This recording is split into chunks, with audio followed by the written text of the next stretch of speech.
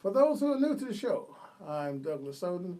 I am a law partner in the law firm of Oden and Green. Been practicing law for 40 years. Our law firm, we concentrate in the areas of personal injury, civil litigation, bankruptcy law. I have been practicing law for, this is my 41st year of practicing law. In the legal community, I was the president of the California Association of Black Lawyers. I've been the president of the Earl B. Young Bar Association, which is the local bar association for that represents the interests of African American lawyers and judges in San Diego. And for 6 years, I was president of the San Diego branch of the NAACP. So we welcome you to the show, and my guest, our first segment is we talk about what's going on. Basically, we want to find out what's happening today, what's topics for discussion. We are saddened today. Congressman Elijah Cummings, Representative Cummings represents the 7th District in Baltimore, Maryland, one of the most influential African American legislators in the country. He served Congress for 1988. Just recently passed at the young age of 68. And he was a great man. There's been a lot of great tributes tonight from people who knew him, saying that he was just a giant. And he was a person who would not pull punches. He would tell it like it is. Although he was in the power, he spoke truth to the powerful, and he will be missed. He represented Baltimore, a city that has its shares of challenges with grace and dignity, and he was a treasure to all Americans, not just African Americans, all Americans. Malcolm, what do you think about Elijah? I think he was a very great man. His work speaks for itself. His, commitment to public service and to others in the United States, not just in Maryland or in Baltimore, is extremely showed through all the outpouring of his fellow congressmen and other politicians within the United States. Right. In fact, they were saying he worked up until the day of his death. He was signing subpoenas. He was concerned about, among other things, the immigration crisis with the children being separated from their parents, being placed in cages. One of his last acts before he passed away was to sign some subpoenas, bringing those leaders, administrators in the immigration before his committee to answer questions regarding the treatment of these young people. So he's going to be missed. There are leaders, and there are congressmen. There's 435 of them, but there's only one, Elijah Cummings, and we're going to miss him. Now, one of the things he was investigating, of course, was our president, and he continues to. The troubles continue to mount for him. He every week you think, I said my last week, 2 weeks ago, and it hasn't gotten any better. His chief of staff came out today, at a press conference, and basically indicated that yes, we did hold up the money to Ukraine and held it up because we wanted Ukraine to start an investigation against the Democrats and the political opponents, which is patently illegal. You just can't do that. And that was one of the reasons why Congress is considering impeaching him. And I mean, this crew is the only crew I know which incriminates themselves. I don't think they ever heard of the Fifth Amendment.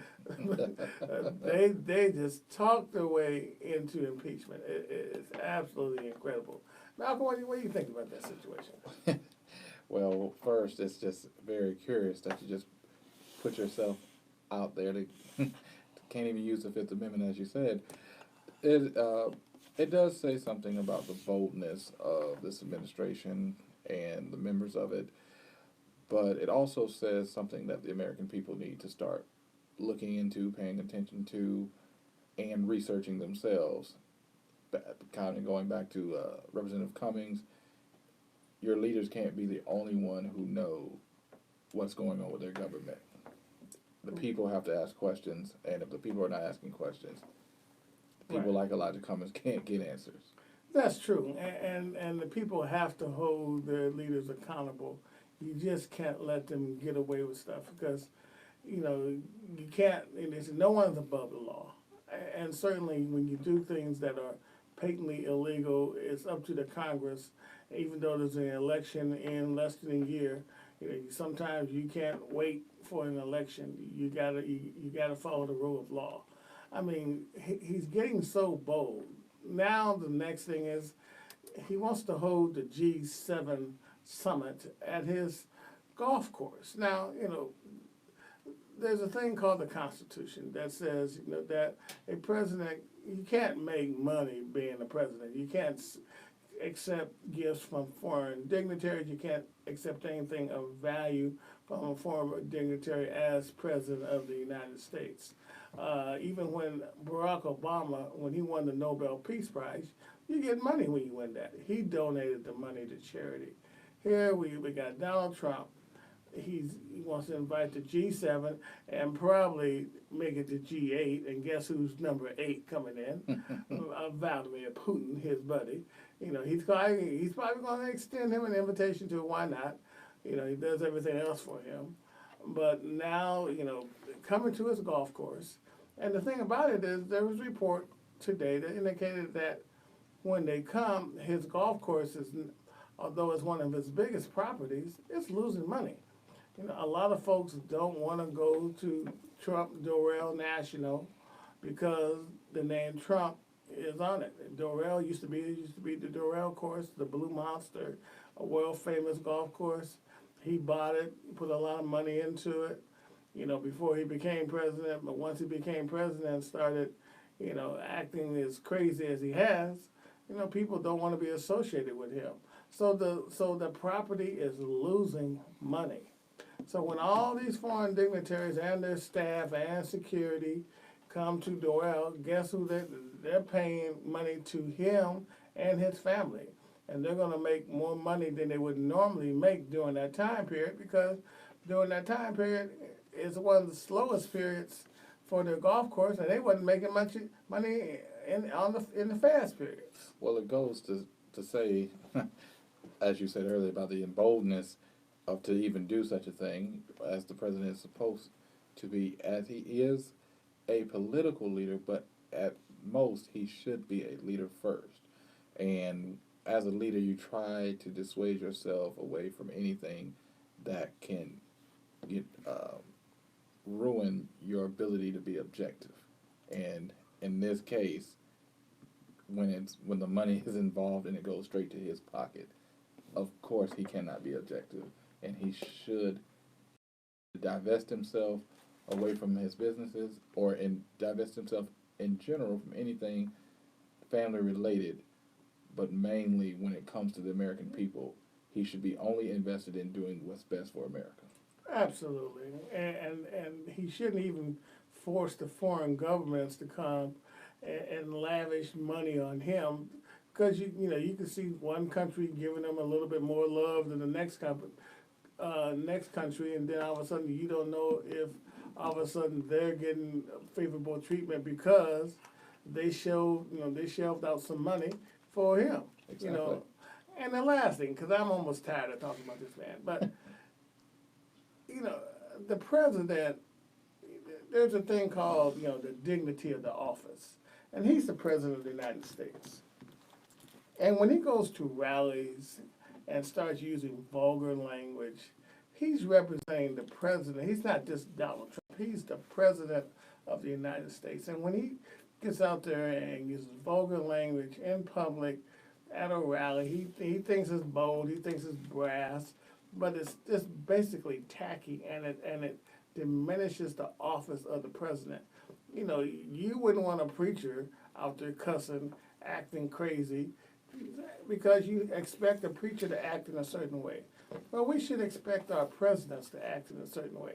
I guess he never watched Barack Obama act as president.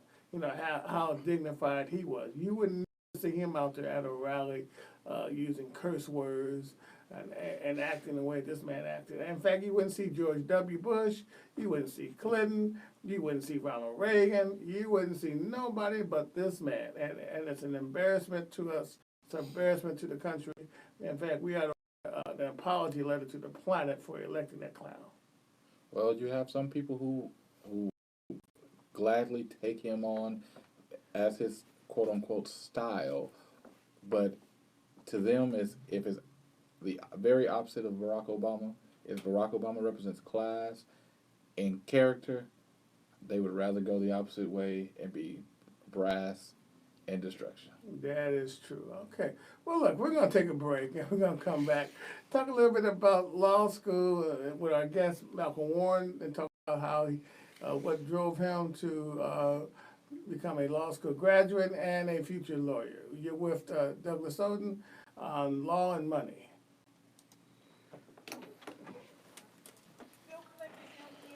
All right, all right. I couldn't watch it. I know. I seen it. I'm from Texas. My family in Dallas. I'm from Houston though, and I seen it. It's just I do social media. I manage about 42 different pages, so I never have time to really check my page. But today, my phone had so many notifications on my personal side. I thought something happened. It's Trump. You know, Oh, doing that rally in Dallas? I can't believe he in Texas. Like, Well, you know, he'll go anywhere because a lot of the, he a was lot just of here. the, yeah, Yeah. but a lot of the representatives in Texas have decided to retire and not run for re-election. The only black member of the Republican Party heard, he decided he couldn't handle it no more, so He had to get out. yeah, he got out, and 3 or 4 other white guys, they just decided that, you know, hey, we may not win re-election, or it ain't worth the trouble, and they're bailing out. So he's trying to, you know, Show up. ratchet up the support. Yeah, yeah, but yeah. Yeah, but yeah, I didn't watch it. I never watch his rallies. Just, you get the highlights when he, you know, Yeah, he always has. calls out somebody. He'll call out anybody. Yeah. I mean, he called out his Secretary of Defense. You know, he was the most overrated general they ever had. Oh, I mean, you're a friend one day, you're a dog. He called Romney a pompous ass. he's just crazy, He's nuts. and they don't see nothing wrong.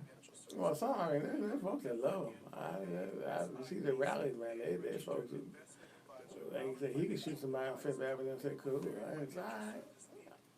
And he's not lying. He said it. Mm-hmm. Jumping back in. All right.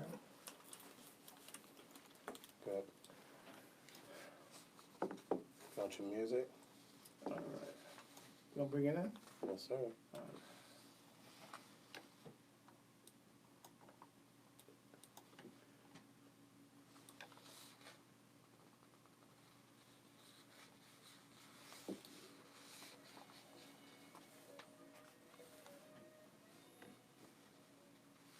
All right, welcome back to Law and Money with Attorney Douglas Oden and my co-host who's not here tonight, Michael Allen.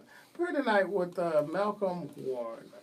Malcolm is a recent law school graduate from my old college, Thomas Jefferson School of Law. Malcolm, tell us a little bit about you growing up. Well, I grew up first to a young mother. Then I was adopted at the age of 5. And from the age of 5, I've been with my family and got brought up in a nice Christian household with a strong matriarch of my grandmother. And since then, I have had a huge belief in public service and my spiritual life. Okay. Now, what city did you grow up in? Valdosta, Georgia. Say it again. Valdosta, Georgia. Okay. For those of us who are West Coast folks, where exactly is that city?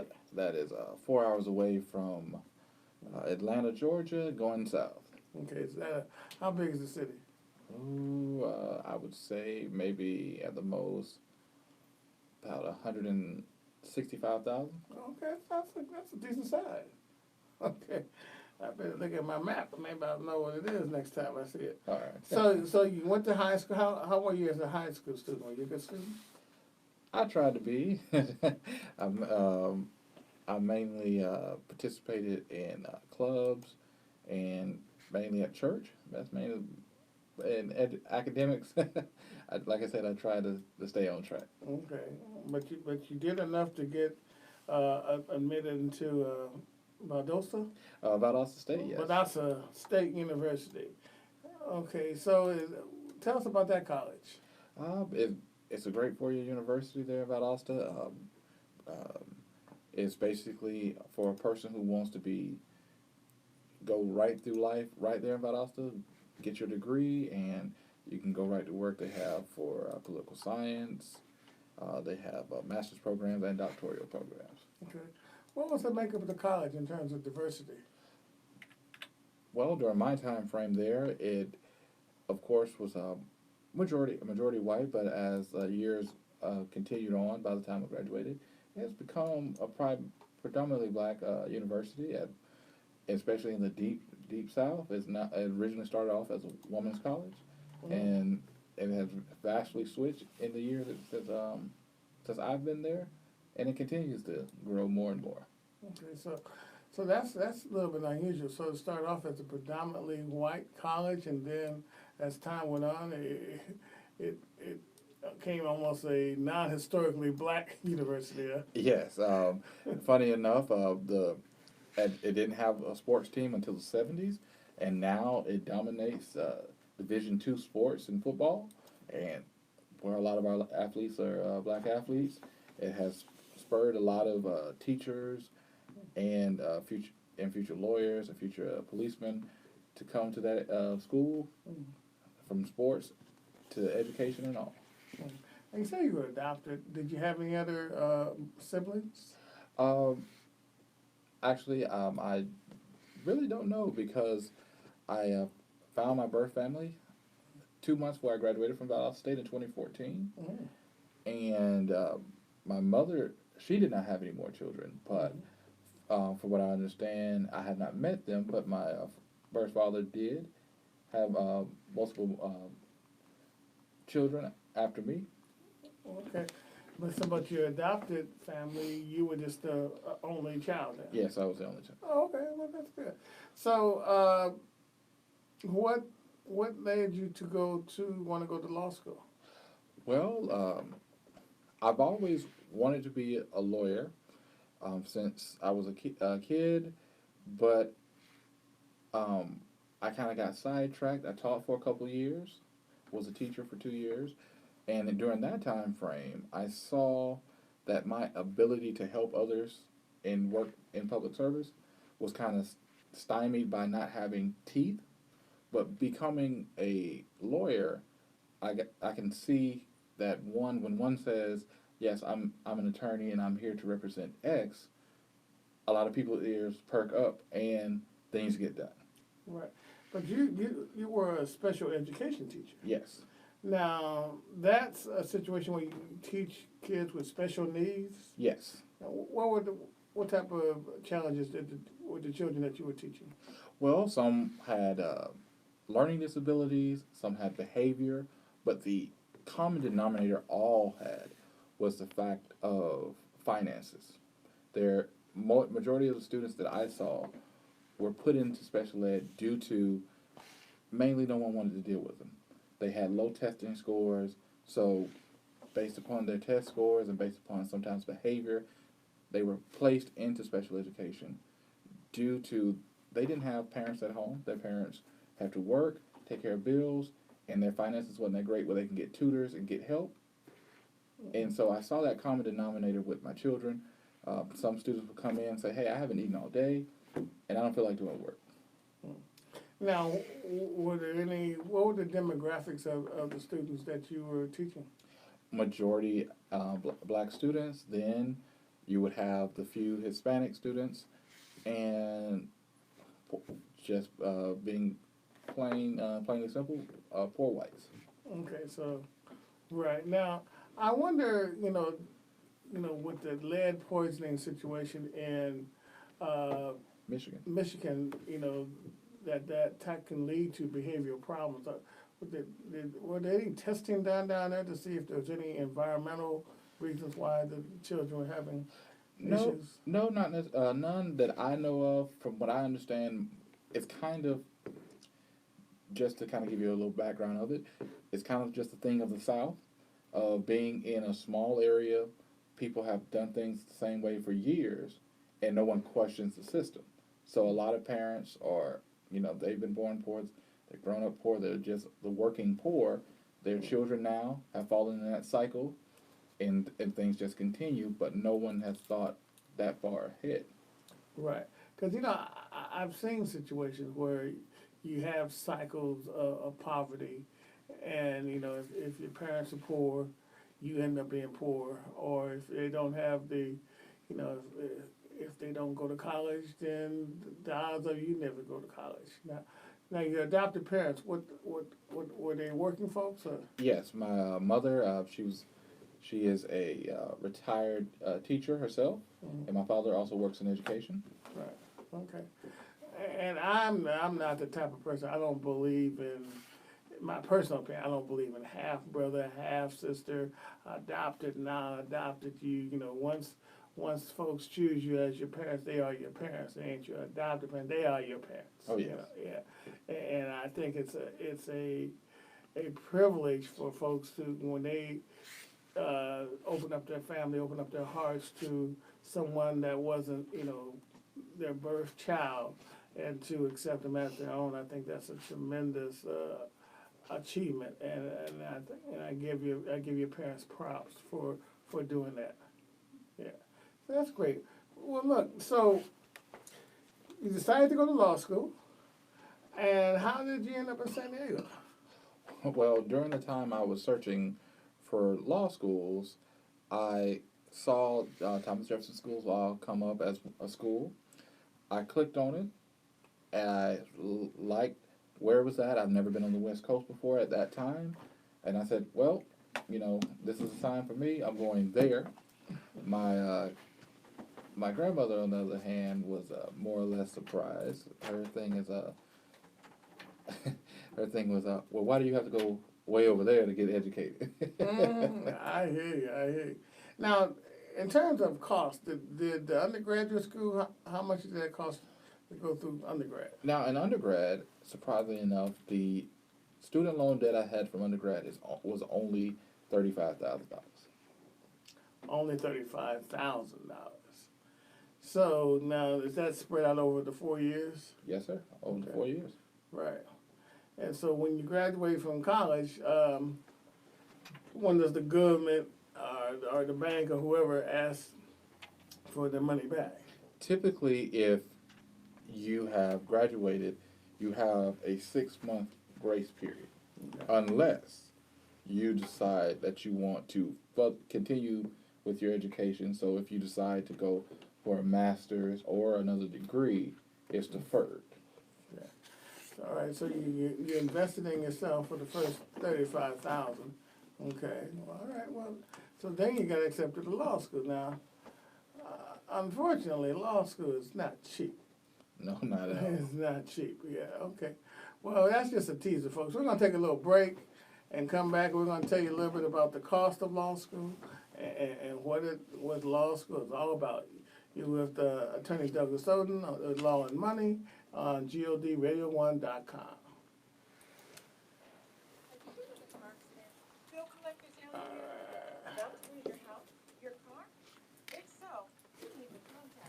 All right, you're doing great, man. You're doing great. It's a small town. Mm-hmm. What's the name of the college? Valdosta State University. Valdosta. You probably remember it was on Fox News 4 years ago for the fact that a former Playboy model came to the school because there was a young black nationalist at the college walking on the American flag. And she came because he was basically doing a demonstration about, police brutality and oppression. And she came because her daughter told her there was some guy walking on the flag. She came gung-ho, tried to take the flag, and she had a hold on to it. The officers came because there was a whole crowd situation. The guy was like, "Hey, I want my stuff back. It's my flag." She said, "No, I'm going to take this flag. It's been desecrated. I'm going to dispose of it the right way." He said, "I don't care. I want my flag back." So she wrestles with the cop. They take her down. They give him back his flag. They ban her for life from the campus. Well, Fox News is upset because she's a veteran, even though she got kicked out of the military for posing nude with the flag. She likes the flag. Yeah, she likes the flag. But then he himself, conveniently, that's why we're getting talking about my own town, conveniently, they find a random book bag on campus that's supposedly tied to him with a gun in it. So now he has a gun on government property. Yeah. And then he was stupid though, because he went on the run. He ran down to Miami.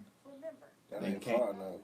Yeah, That's done. they came and got him, and now he's on he got federal charges with that. Doing time. Yeah. No, they put him on some probation and everything, Okay, shit. but he got lucky with that. Georgia, one of them free gun states. I'm surprised they had No. You know why? because it was on campus. Huh? No, because he had an Instagram account at the time. He was a brother with other brothers on there with rifles and stuff. Okay. They because I remember when I was teaching, the kids were talking about About 30 seconds. the KKK and the Black Panthers have come to fight in our own time. Woo.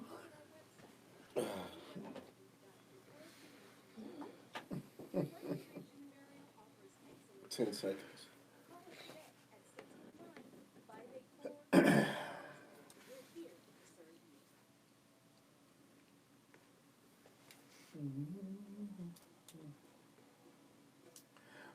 Welcome back.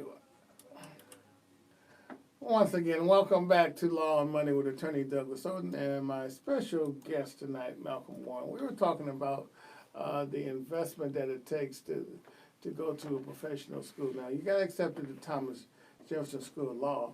Now, how much does it cost? How much did it cost per year to go to Thomas Jefferson?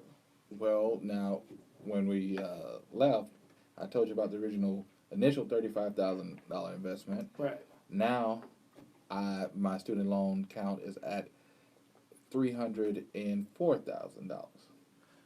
Come again? The total count of my student loans altogether with law school included is $304,000. $304,000. Now hold it. I guess now that covers because when you go to law school, a lot of times you you can't work. Yes. The first day they get you're to sign, especially if you're a full-time student, you're to sign that you will not work during that first year because the first year is a very critical year of understanding and being introduced to the law. So you basically sign away your away to work. So then you're relying on your student loans then. Right. Now, how do they disperse it? Do they disperse it like you pay your tuition, which is what 30 30 to 40,000. $30,000 to $40,000 tuition, and then they give you do they give you a monthly stipend, or do they give you a big check and say, hey, handle your money? It's a big check and handle your money. Oh, okay. So I mean, so I'm not used to. I mean, I'm used to getting kind of big checks being a lawyer, but how? I mean, what type of check do they write you like a check for like $60,000-$70,000? Well, no, it depends on basically like you were saying with your tuition and the other fees involved, such as the tuition itself, then the fees for handling your money for you, then the fees to transfer your money to you. Then finally, you get a check maybe totaling anywhere from 10 to maybe 17,000. And that's supposed to last you the year. Well, it only lasts you. It's per semester, so you get your money for that semester. So from August to December, after your finals in December, you're praying that you have enough to make it to January till the next check hits. Okay. So with that money, you have to go out and find housing, Yes. transportation, food and board. Now, did you like double up with a roommate or something? Yes. Now that's one thing I did like about the way Thomas Jefferson initially brings in their first year students. They have a thing called the portal.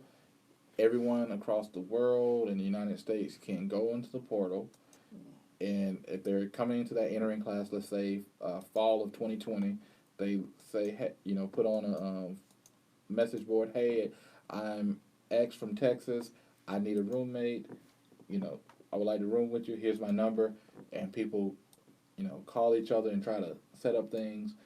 The biggest obstacle for me, I was all the way in Georgia. Luckily, my roommate, he was already here in California. He was in Orange County. He drove down to San Diego. Him and his mother found us a place, and then I just had to kind of walk out on faith. Hopefully he was a real person and go from there. Right. Now, even before you get to law school, because you have to take what's called the LSAT. Yes.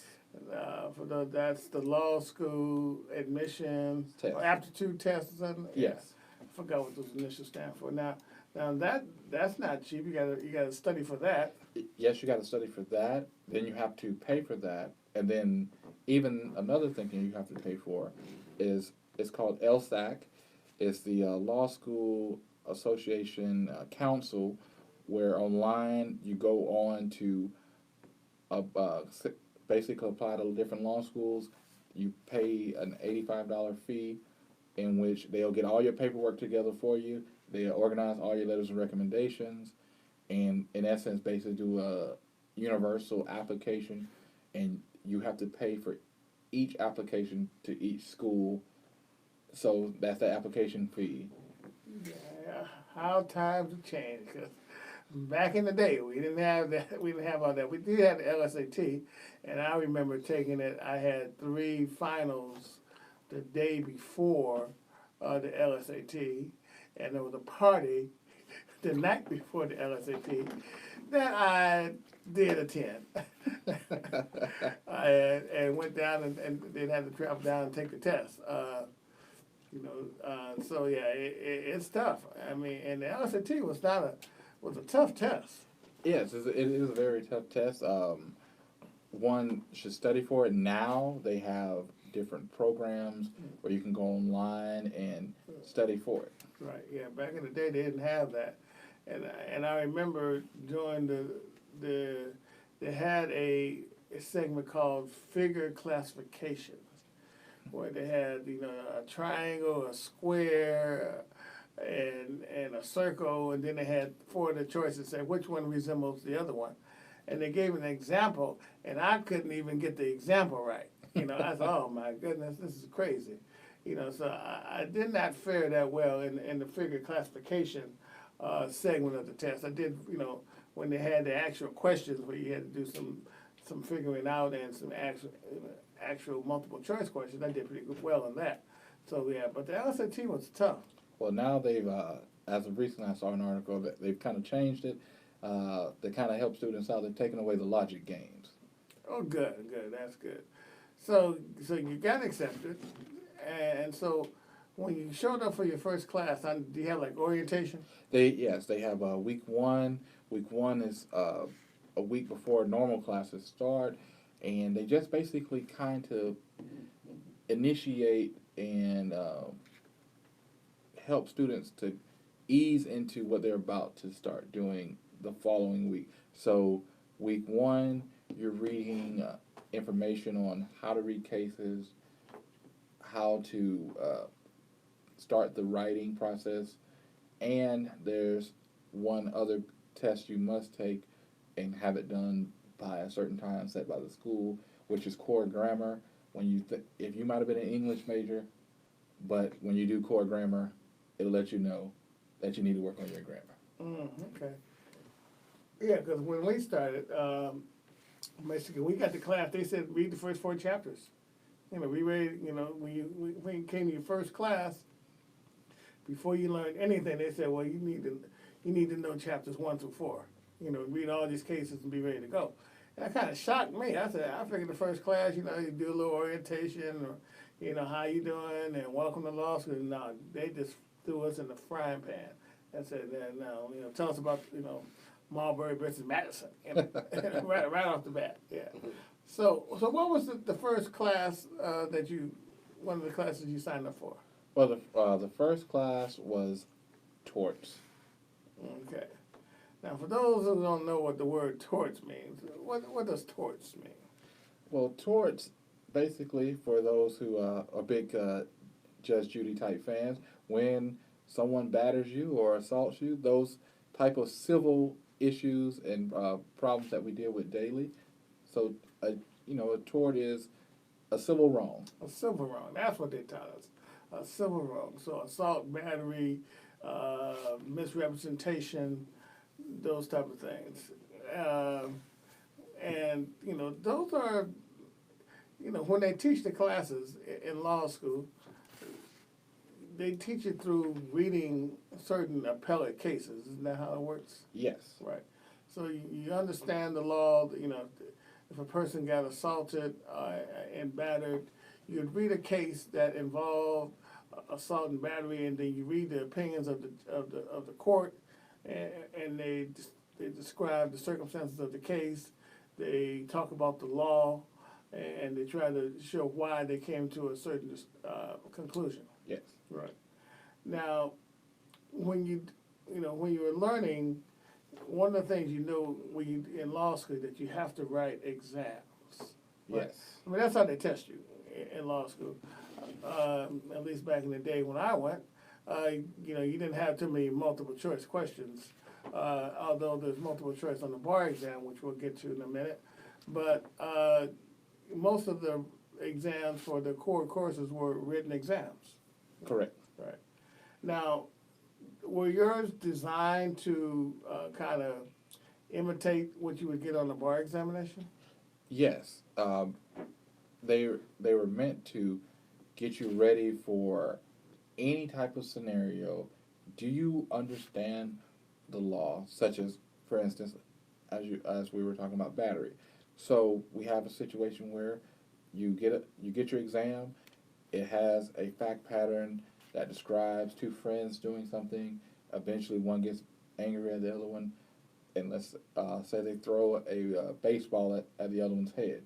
It makes contact, and then you other facts that factor in. Now you, as the student, have to say whether or not that claim will be successful or not, and give your reasonings why. And the biggest part of it is your analysis. How can you take the facts and match it to the law to either go for yes or no with the question that that you're given? Right. And it's usually not cut and dry. There's always a little twist to it. Always. You know, it's like, he threw the ball, you know, Rob threw the ball at Billy, but he missed Billy and he hit the third person. Third person fell over, you know, fell down, and he hit so-and-so like a domino game, you know. Then they say, discuss the rights of the parties. Exactly. Right. So you have to analyze each and every potential claim and set it up, analyze it, and then organize your response. Because normally there are time limits when you write these exams. Yes. For midterm purposes, a essay portion of the exam would be 30 minutes. Mm-hmm. Now, and the multiple choice would also be 30 minutes, so you have a whole hour. But when it comes down to finals, it'll be 3 hours. It'll be an hour essay, 2 hour essays, and an hour worth of multiple choice, maybe 50 questions. Oh, okay. So it gets you ready for the bar exam because you have to learn how to be concise with the facts that you're given and the law, and show a professor, which later on, when you write actual legal documents, you will have to show a judge, this is what the main issues that you should pay attention to, regardless of everything else that's in the case. Right, because they have a thing called issue recognition. Did you recognize all the legal issues that was illustrated in the fact pattern? So that was, and if you missed an issue, that cost you. You got to have all the issues. So not only do you have to know the law, you have to be able to recognize how the law impacts a certain fact pattern. Now, you guys were more fortunate that you guys had, multiple choice questions. Back in the old days, we had our exams were just basically 52.5-minute exams, and you had to organize your answer. And nowadays, of course, you guys use computers and stuff to type your answers. We used to have. You guys still have blue books? Yes, there are some. That is the one thing of law school that I don't think will ever go away. Every year they always ask, who here wants to be a writer of their law school exam? And multiple people, surprisingly, they write their notes. They also write their exams, and they feel comfortable with it. I'm kind of the newer age technology crowd. I wrote the first year for a couple exams, and I said, no, I'll invest in typing these exams. Now, can you spell check with your on your computer? Yes, you can. Oh, that's good, because a lot of times when you write, you can kind of cover up that bad spelling even. Well, the sad part about writing is it's in black pen, black or blue ink pen, and if you make that mistake, you don't have time to fix it. That's true, but yeah. So, now, for those who don't know a little bit about law school, there are a number of courses that you have to take. You take contracts, torts, criminal law, civil procedure, criminal procedure, trust, community property. What else I miss? You got constitutional. Right. Let's see. I mean, you sometimes get into the state-specific subjects, such as maybe like California civil procedure or right UCC, Uniform Commercial Code, evidence, right. California evidence, something different state stuff, or in certain cases, surprisingly, like I took an study abroad trip to China. You can get into World Trade Organizations and seeing how that works. You can get into the Chinese legal systems, or comparative torts, how the world looks at tort law, and in essence how the United States looks at tort law and any laws in general. So when one commits a tort in another country, how that'll be looked, and even in certain cases, how if one commits a crime in another country, how the United States handles it. Okay. Now, like in your first year, how many classes would you be taking at one time? Let's see, the first semester it was torts 1, contracts 1, civil procedure 1, legal writing 1, and then there's Thomas Jefferson has a class called lawyering skills. It is kind of a tutoring session class in which students go and learn study tips from the student success program professors, and they give study tips, they give test-taking tips, and so it's those 5 classes. Then the second semester, it'll be torts 2, contracts 2, civil procedure 2, and criminal law will be added. Right. Now, these classes normally, if you go to class, how long would a class normally be?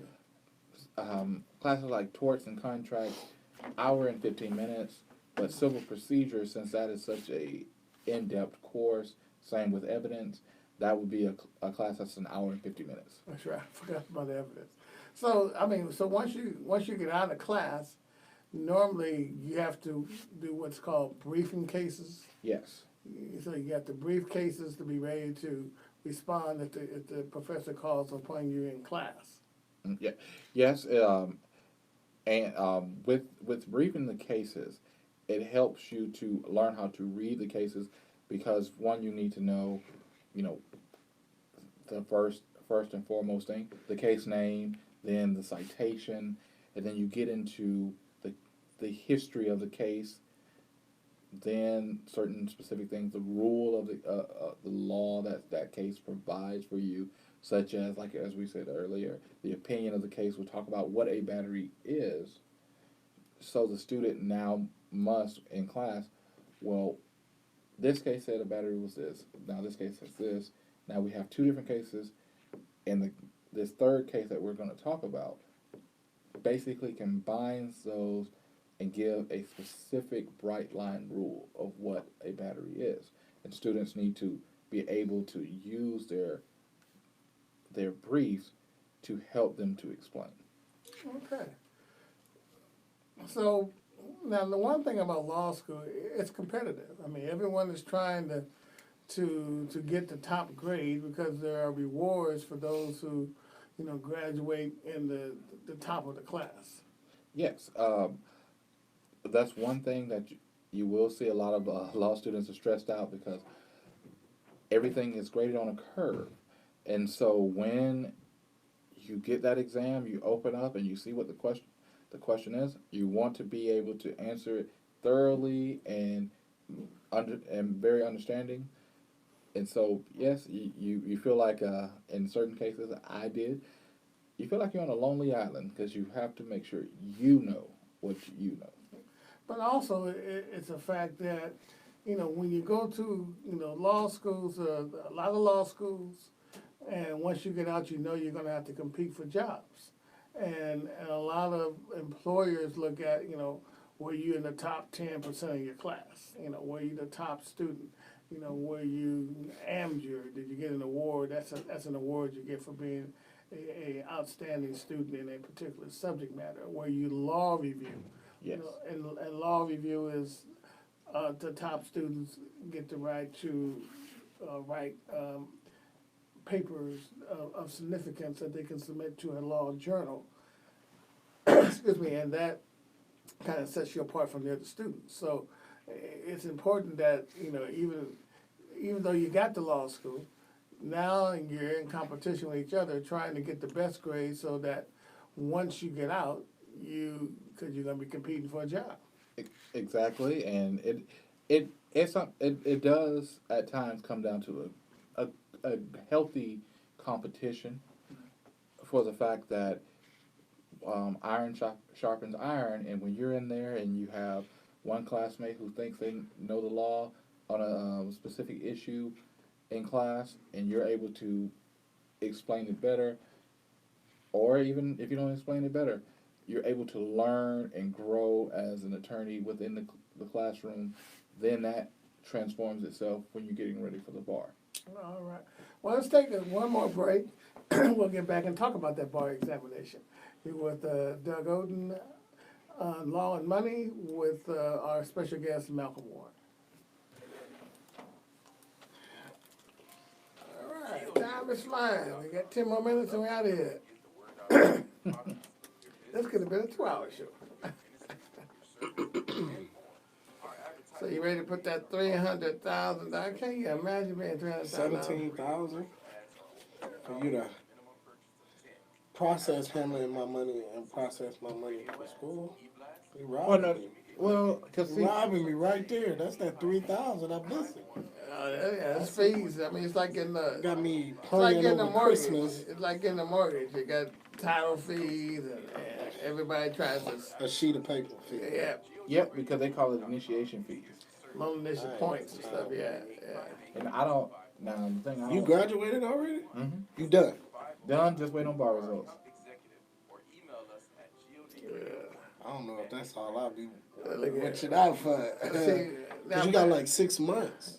Yeah, but here's before the thing. those payments start but coming it in, depends right? on what you want to do too. Because like if you want to go in private practice, yeah, they're all coming knocking, but at the same time they won't, because when you do the and I just kind of learned this last night too from talking to different people. If you go ahead when studentloans.gov and Department of Education start hitting at your door and say, hey, I need to do the deferment. Here's my income.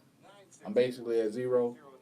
Even if you take that, I'm just gonna be just like the brother on Dave Chappelle. Half from zero is zero.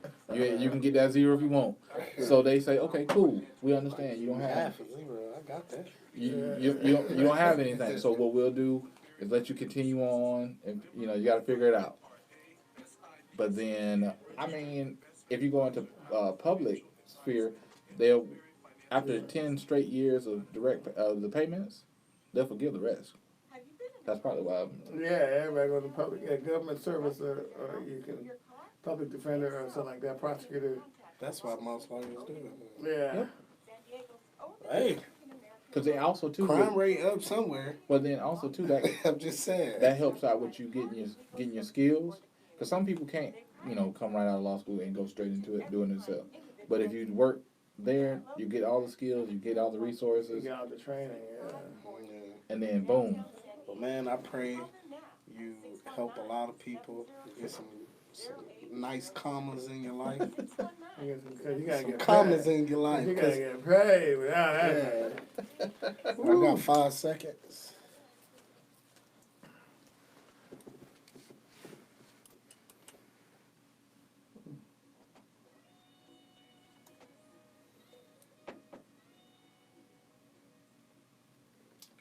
All right, welcome back to our final segment with Law and Money with Attorney Doug Oden. Our guest tonight is Malcolm Warren, law school graduate. Let's talk about once you graduate from college. And thank goodness, and you said, thank God I graduated. I know I was happy. That was one of the happiest days of my life when I walked across that stage, because I really felt I had accomplished something to get that Juris Doctorate. You can call yourself Dr. Warren now. Yeah, you are Dr. Warren because you have a doctorate degree. But the big hurdle is, of course, the bar examination. The California bar examination being one of the toughest in the country. It takes no prisoners, and the preparation for it is arduous. So tell us about your preparation for the bar exam. Well, the one, like I said, school helps you get ready, but school does not compare to being ready for that bar exam. One, with the bar exam, you have to get an understanding and a routine. That is the biggest thing. Once you have a routine, you must stick with it, and the techniques that you learned in law school, stick with. If a certain way you learn, do that during the bar exam, and that'll help with success. Right. And the thing about the bar examination, it is so much pressure. I mean, and there's other pressures in life. I don't want to get too dramatic. People have health challenges, which is far more dramatic than studying for a bar examination. But for any type of professional career, the bar examination is a zero-sum game. You either pass the test or you don't pass the test. And what's crazy about the bar examination is that in California they offer it twice a year, once in February, once in July, and you have to, after you take the test, which was 3 days. Nowadays it is 2. Oh, okay, 2. It was 3 when I took it. Then you have to wait 4 months. Yes. 4 to 5 months to get the results. Now and you're in that purgatory time now. Yes. You took the bar in July, and the results will come out in November, right before Thanksgiving. Of course. And you'll either have a great Thanksgiving or a horrible Thanksgiving. That, and we did forget one other exam too. I just thought about it. For lawyers, we have to take an ethics exam, the MPRE. Right, the professional responsibility exam. But and that's part of the bar examination. Sometimes you can take it before the bar exam. Yes. And when I took it, I think, how many questions was it? 40 questions? The MPRE now is 60 questions. So you have to get 70% right? Yes. 42 questions right. Correct. And I get 42 out of 70. Yes. Yeah, and that's it's tough, but it doesn't compare to the bar. It's like, I call it, it's not even the baby bar, because that's a different thing for some schools. You have to take a baby bar examination to keep to keep progressing in law school. But the professional responsibility exam is a multiple choice exam that talks about a lot of ethics scenarios, and it can be tricky because some of the questions are very tough, and you're happy to get past that hurdle. But the big one is the bar examination, 2 days. Now you have, tell the folks what that takes, what that encompasses. Well, the first day is, of course, is the written portion. So with that written portion, you have your essays. So you have 5 essays, an hour each, and then you have the performance test. The performance test consists of getting a packet that has a fact pattern of a letter written from your senior partner who tells you that the law firm has an issue with a client. That client needs to have legal information on a specific issue. You're given cases in a closed universe, and you must, based upon that closed universe law and the facts, create anywhere from a memo, a letter to the client, a letter to opposing counsel, a brief, a motion to the court, or even, in some cases, a closing argument as if you were in trial. And how long do you have to do that? You have an hour and 30 minutes. So you open that booklet, you don't know what they will test you on. It could be anywhere from wills and trusts to evidence, but they'll give you a scenario, closed universe. You have to act like that person is your client, and you make it happen. Mm-hmm. I mean, there's so much pressure. I know when I took the bar examination, I saw folks get up and walk out, 10 minutes into the exam. They said, "Nah, I'm not. I just can't handle it." That is a recurring event. A lot of people work for those 2 to 3 months, get to the test day, and it is nerve-wracking. And then day 2 consists of 200 multiple choice questions, 100 in the morning, which is 3 hours, Right. and 100 in the afternoon, another 3 hours. Right, yeah, it's crazy. I've seen people throw up in the bathroom doing the bar examination. They just couldn't handle it, and it's an expensive proposition. I mean, studying for the bar, you got to take a study course, and then the test itself is no longer cheap. So, but look, we're in that last minute. I thank you so much for showing up. We wish you the best. I know those bar results will be coming out. You're going to be, as I say, you're a lawyer. You just don't know it yet. And I tell you, you're going to have a joyous day. One of the best days of your life, of your professional life, is when you get that notification that you are a member of the bar. And once you're in the club, it's a tremendous honor. Guard that car with your life. Make sure that that privilege to practice law is a privilege, not a right. And make sure you do the right thing once you start practicing law, and I'm sure you'll have a fantastic career. I want to thank you again for showing up on the show. And Thank you for having me. All right, and thank you, listeners out there. We'll see you in a couple of weeks with Attorney Doug Oden and Michael Allen. Will be back in a few weeks, and we'll talk a little bit about law and money, and we're going to have a real special guest next week, in a couple of weeks. And so tune in for that. Once again, good evening.